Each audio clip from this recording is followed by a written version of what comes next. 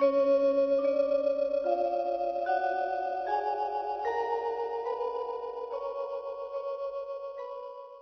ดีครับ FC มื้อนี้ก็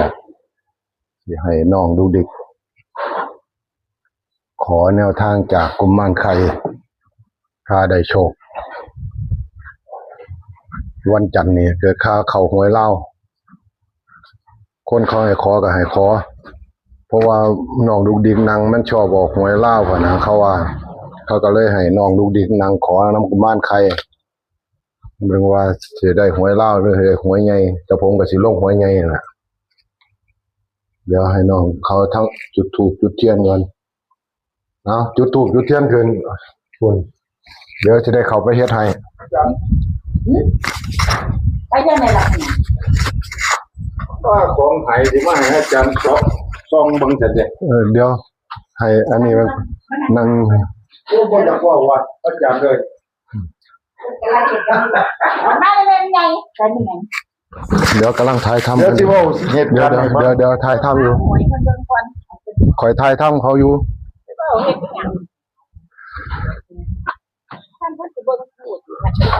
เดี๋ยวคอยปวดสมองคอยถ่ายทำอันนี้ถ่ายคลิปให้ลูกอยู่จุดแล้วจะวันนี้จุดเทียนวะจุดธูปจุดเทียนขึ้นจุดเทียนขึ้น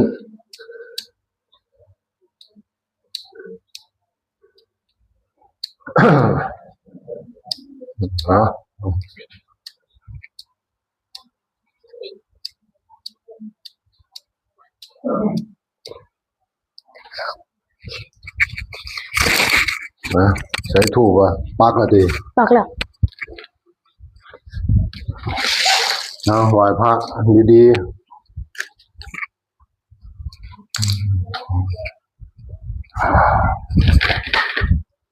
นั่งให้มั่นคงให้ทำสมาธิให้ได้เลขของจังเขาแม่น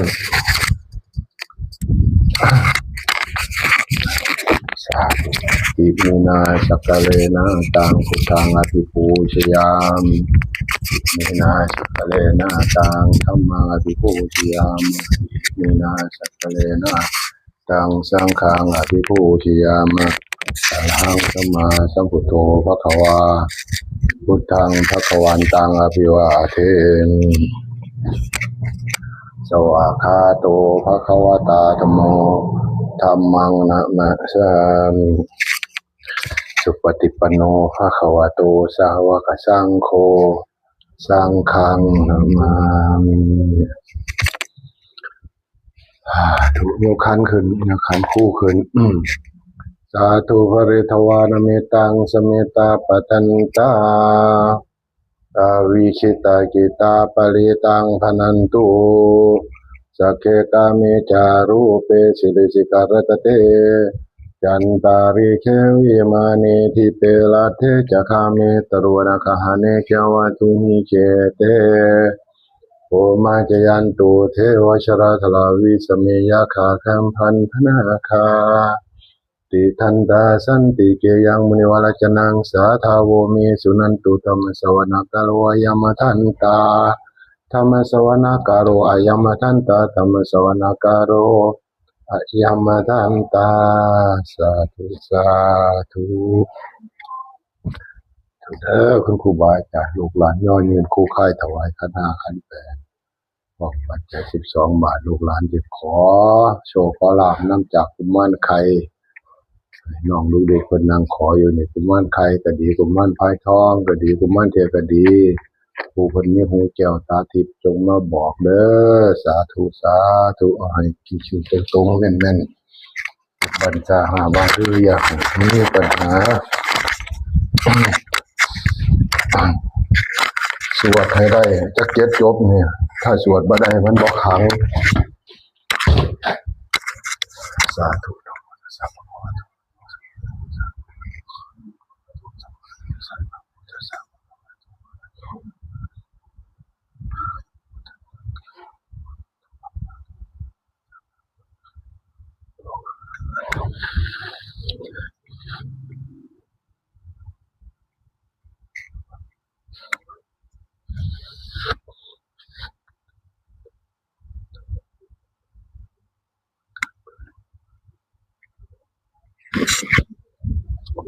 บัด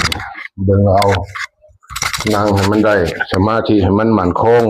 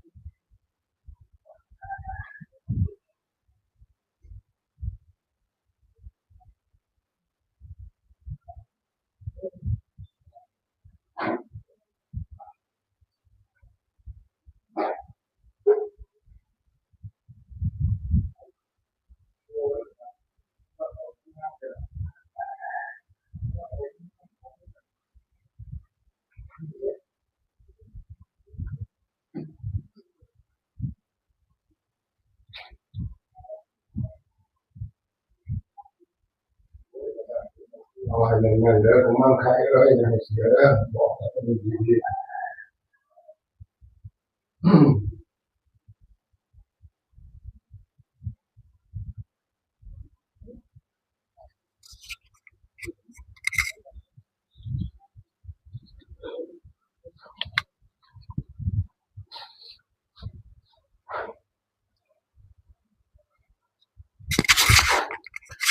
เป็นคลิปแรกของงวดวันที่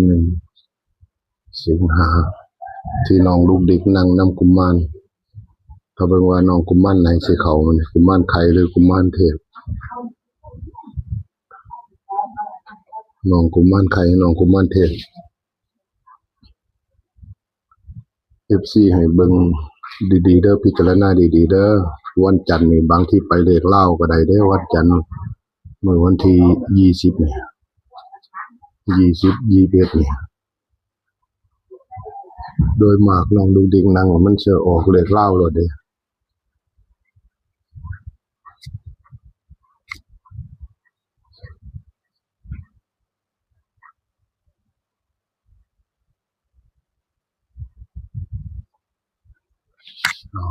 แม่นๆทำจิตทำสมาธิให้มันมั่นคงให้เพิ่นได้เข้ามานิ่งๆกุมารตาแดงเอ้ยมาบอกน้องดุกดิกหน่อยเด้อ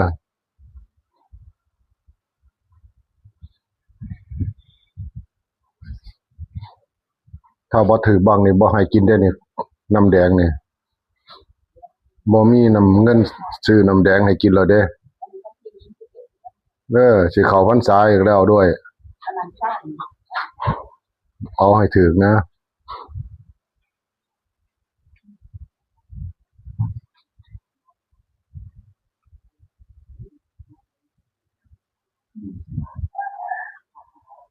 โอ้มาหลายบทผมว่าเป็นเอาส่วนใหม่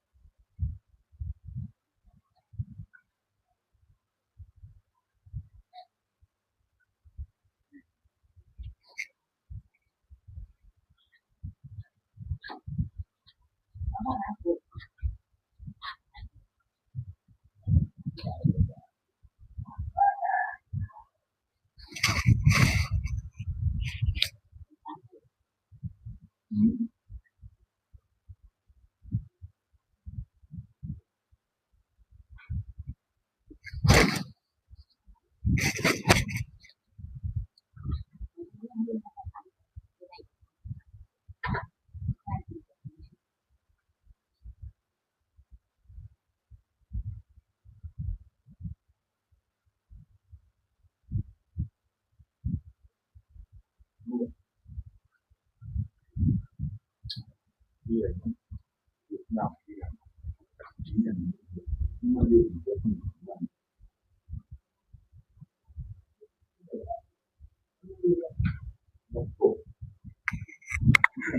ผมก็คิดนำ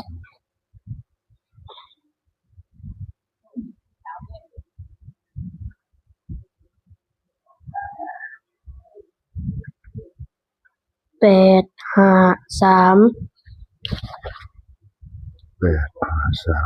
สองตัวเด้มีบ่ บ่มี เออสามกุมารน้อยๆเนาะ กุมารไข่ กุมารไข่กุมารน้องกุมารไข่ขอน้ำน้องกุมารไข่ FC เบิ่งเอาเด้อบัดนี้สิตัดให้วงเล็บไว้ให้3 8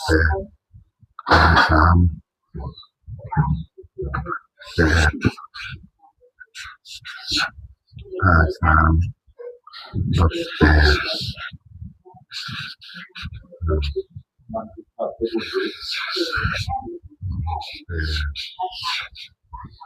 83น้องกุมารไข่แม่นบ่สองตัวบ่มีติกุมารไข่ บ่มี ขอให้มาแท้ๆนะตรงๆนะหมวดนี้อย่านี่เขานะ ขอให้เขามีโชคมีหมานนำโดนแล้วเด้กุมารไข่บ่เข้านี่ขอเนี่ยบอกเขาตรงๆอย่าให้เขาได้ติฉินนินทาเขาได้จากกุมารไข่น้องกุมารไข่ให้โชคเอามานี่ได้ขอลาให้น้องนายถือไว้ก่อนจักหน่อยเด้อบ่ทันได้เวลาปานใดเบิ่งให้เพิ่นเบิ่งดีๆดูเดี๋ยวเบิ่งสิได้ในขยายให้เพิ่นเบิ่งFC ขอนาย กขึ้นมาให้เบิ่งดู ขอนากุมารไข่เขียนผิด ฮะ เขียนอย่างเนี้ยขอนากุมารไข่ ขอนำบ่แม่นติ นอหนูนาขอนากุมารไข่ ใส่เขียน โน ใช้ฉลาม น ขอนำกุมารไข่เนี่ยละเขียนให้แน่เบิ่งบัดนี้ใส่เบิ่งอย่าบังหน้าเจ้าของขอนำกุมารไข่นี่น้องลูกดีขอนำกุมารไข่เด้อ FC 853แล้วก็538583พอได้ไปเป็นแนวทางงวดวันที่1สิงหานี่ถ้าเห็นตัวนี้เกิดข่าววันจันทร์นี่ก็ลองเอาไปซื้อเบิ่งเมื่อวันที่20 21เนี่ยถ้าผู้ใดได้เบิ่งคลิปนี้แล้วลองเอาไปซื้อหวยลาวเบิ่งเด้อทางลาวพัฒนานำเพราะว่าโดยมากน้อง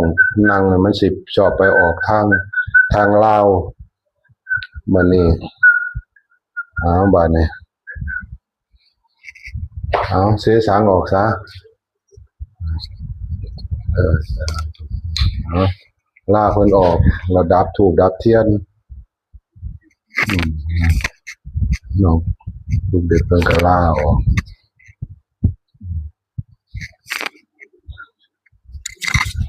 เอาไปดับเทียนซะวันนี้เอาอันนั้นว่าหันละดับเทียนดีๆไปครับถ่ายชุดนี่กับFCก็ขอให้จงมีโชคมีหมานให้เป็นกำลังใจให้แก่น้องลูกเด็กที่เพิ่นขอนำกุมารไข่นี่ครับผงกุมารเพิ่นอยู่นี่กุมารไข่กุมารเทพกุมารพายทองเล่นรถเล่นเอียงกันเนี่ยอุปกรณ์ของเล่นเพิ่นซาซูซาเซลอยู่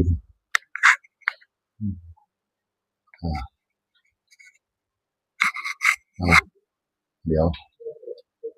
คิดจะไหนคือยังนี่องค์หนึ่งตีกันล่มทีเล่นน้ำกันเถียงกันตีกันทีของจังล่มได้คือยังบ่มียังฮันนี่กุมารหน่อยเป็นอย่างคือยังบ่ถือกันทีคือยังมาเถียงกันตีกันทีของจังล่มได้โอ้จัดให้กุมารหน่อยก่อน